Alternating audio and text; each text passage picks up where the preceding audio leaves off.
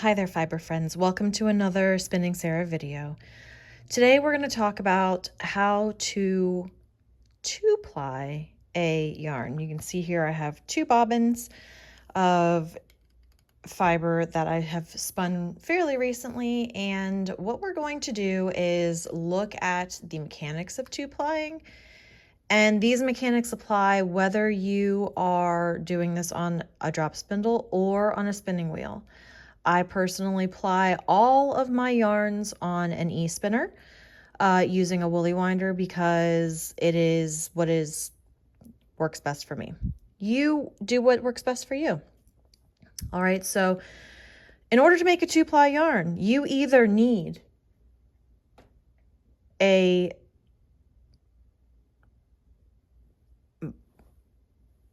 two bobbins or one bobbin of yarn that you have put on a ball winder and wound a center pull ball from, or you need a Turkish spindle cop that you have removed the turtle from it, and you have both the middle and the outside that you apply from both of those.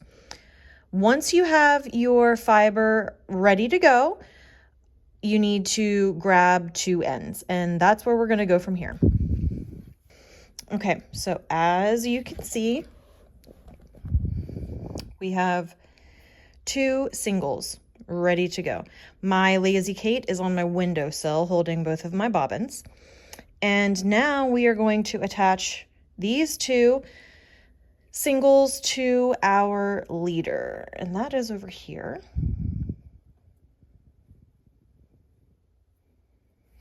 And how I attach my singles to my leader is I just pull it through the little loop and I kind of overlap these pieces and let the ply run into it so it doesn't fly away.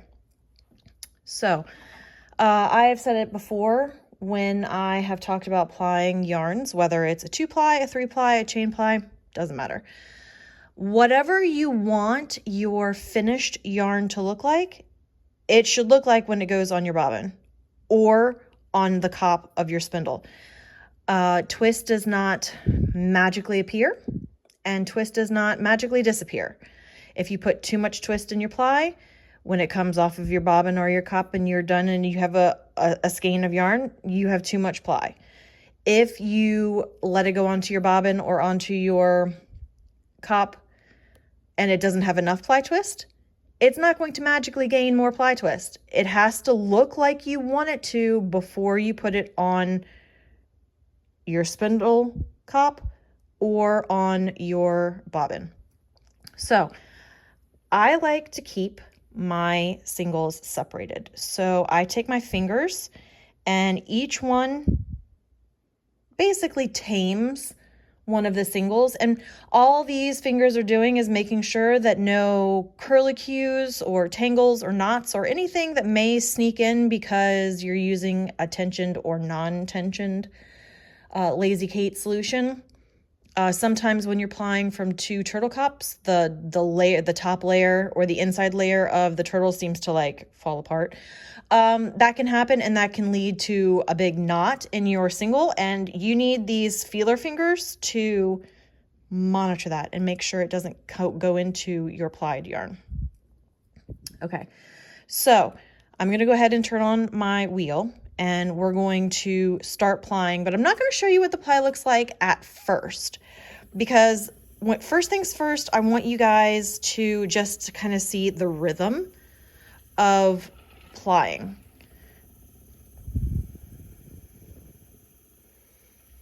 And I do a pretty long ply. I go pretty far across my body. And your rhythm is going to depend on the speed of your spindle or the speed of your wheel. I have my wheel turned up pretty high. So basically, as I go across my body, I immediately feed it back onto the wheel, because this is what I want my finished yarn to look like.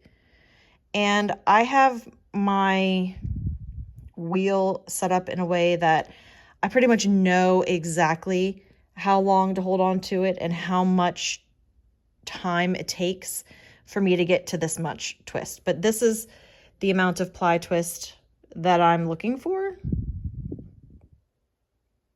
And so we continue. Basically, all you're doing is allowing twist to enter your singles at a steady pace, and you're just laying them down side by side.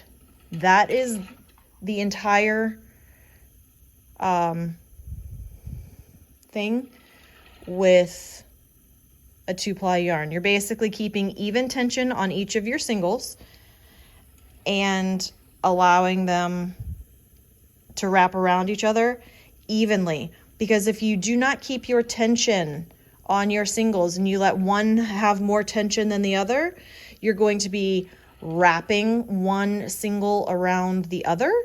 And I don't think that is what you're really looking for. Unless you are and you're doing art yarn. And there's no problem with art yarn.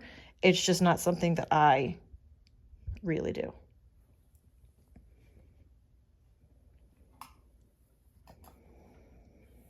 So, back to it. And here, let me zoom out.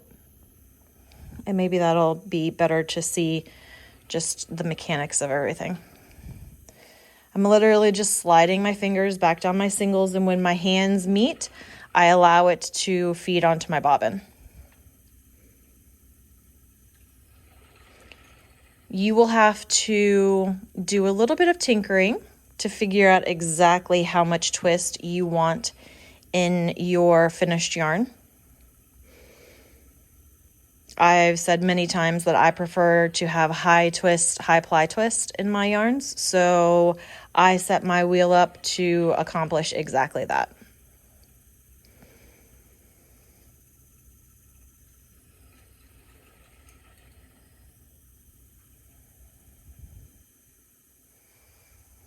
So really the whole secret to making a 2-ply yarn or a 3-ply yarn is making sure that you maintain consistent tension on both of your singles and making sure that you allow the twist to enter them at the same time equally. So you don't want one single to have less tension than the other, because that will end up in an auto wrap.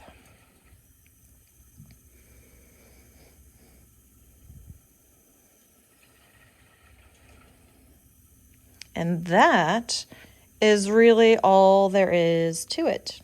Now, if you were doing this on a drop spindle or on a Turkish spindle, you would just need to make sure that when your spindle is suspended from the floor and before you give it a good ply twist, that your singles are nice and straight and that they are both hanging from your hook or your lark's head knot evenly. Your half hitch. You want to make sure that they are both hanging from your half hitch correctly, because again, it's all about the tension. And that is all there is to making a 2-ply yarn. And through the magic of editing, we have a time lapse of my woolly winder doing its thing. I wanted to thank you all for watching this video. I hope it helped give you a couple of tips on how to make an even 2-ply yarn. If you have liked this video, please like it. If you have not already, please subscribe.